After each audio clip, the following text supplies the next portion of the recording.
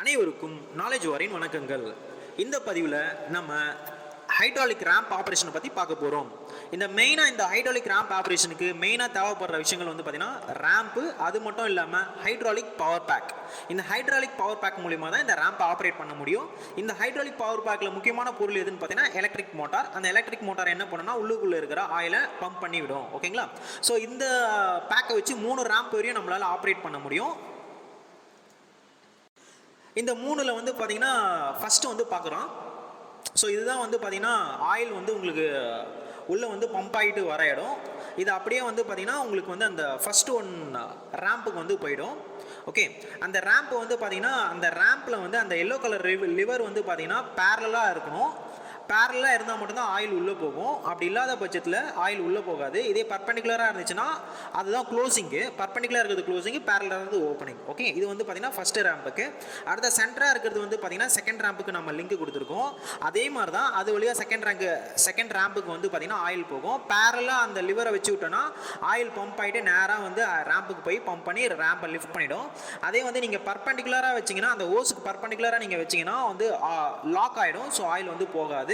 அது again return hose வழியாக கீழே போயிடும். எல்லா லாக்கையும் நீங்கள் வச்சுட்டீங்க அப்படின்னு பார்த்தீங்கன்னா இது வந்து அப்படியே பம்ப் ஆகிட்டு ஜாம் ஆகிறதுக்கும் வாய்ப்பு இருக்குது. அதனால் ரொம்ப கேர்ஃபுல்லாக ஒர்க் பண்ணுங்கள்.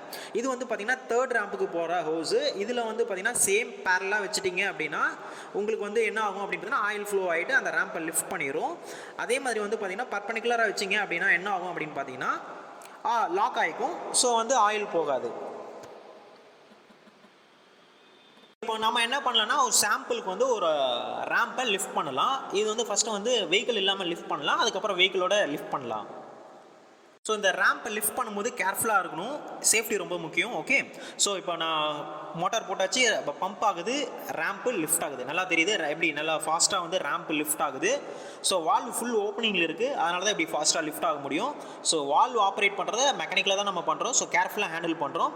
அதுக்கப்புறம் வந்து பார்த்திங்கன்னா ரிட்டர்ன் வந்து அதே மாதிரி நம்ம வந்து ரேம்பை வந்து என்ன பண்ணிடலாம், இறக்கிடலாம். இறக்கணுன்னே ஆயில் வந்து ரிட்டர்ன் போகுது, பவர் பேக்குக்கு போயிடுது. ஸோ வந்து ரேம்ப் வந்து டவுன் ஆகுது. கீழே இருக்கும்போது பார்த்து கேர்ஃபுல்லாக இருக்கணும், இந்த மாதிரி டங்குன்னு இடிக்கக்கூடாது. ரைட். ஸோ அடுத்து வந்து பார்த்திங்கன்னா ஒரு வெஹிக்கிளை வச்சு நம்ம ரேம்பை லிஃப்ட் பண்ணலாம். இந்த வெஹிக்கிள் வந்து பார்த்திங்கன்னா இப்போ ரேம்பில் ஏற்றிடும். ரேம்பில் ஏற்றினோடனே நம்ம என்ன பண்ணால் மறக்காமல் சென்டர் ஸ்டாண்ட் போட்டுடணும். அப்போ தான் வந்து நிற்கும். முடிஞ்சால் ஃப்ரண்ட்டில் லாக் பண்ணால் இன்னும் நல்லாயிருக்கும். ஓகே, இப்போ வந்து இந்த ரேம்பை லிஃப்ட் பண்ணலாம். லிஃப்ட் பண்ணோடனே பொறுமையாக பண்ணுறதுனால வந்து பார்த்திங்கன்னா இப்போ பொறுமையாக ஹேண்டில் பண்ணுறோம். அதனால் வந்து பொறுமையாக ரேம்ப் வந்து லிஃப்ட் ஆகுது.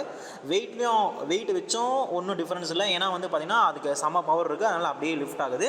ஓகே, இதை வந்து லிஃப்ட் பண்ணதுக்கப்புறம் வந்து பார்த்திங்கன்னா மறக்காமல் கீழே லாக் இருக்கும், அந்த லாக்கை போட்டுருணும்.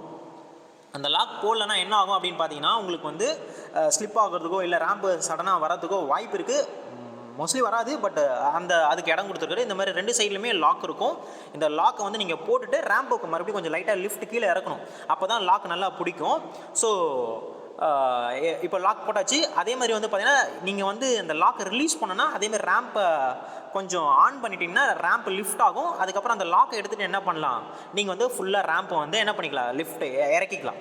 ஸோ இப்போ வந்து பார்த்தீங்கன்னா கம்ப்ளீட்டாக வந்து உங்களுக்கு வந்து ரேம்ப் வந்து இறங்கிடுச்சு. ஓகேவா? இறங்கும்போது வெஹிக்கிள் இருக்குது, கேர்ஃபுல்லாக பண்ணணும், ஸ்லோவாக பண்ணணும். ஓகே, ஸோ இப்போ வந்து ரேம்ப் வந்து இறங்கிடுச்சு. டன். ஸோ சேஃப்டி ரொம்ப முக்கியம். அதுக்கப்புறம் ஏன்னா வந்து ரொம்ப டேஞ்சர். ஸோ ரேம்ப் வந்து பார்த்திங்கன்னா சுற்றி காலில் ஏதாவது பட்டுருச்சுன்னா டேஞ்சர், அதனால் பார்த்து கேர்ஃபுல்லாக இருக்குங்க. ஸோ இப்போ வண்டி இறக்கியாச்சு. ஓகே, ஸோ இந்த மாதிரி சுவாரஸ்யமான தகவலுக்கு நம்ம சேனலை மறக்காமல் சப்ஸ்கிரைப் பண்ணுங்கள், லைக் பண்ணுங்கள், ஷேர் பண்ணுங்கள். See you. Thank you.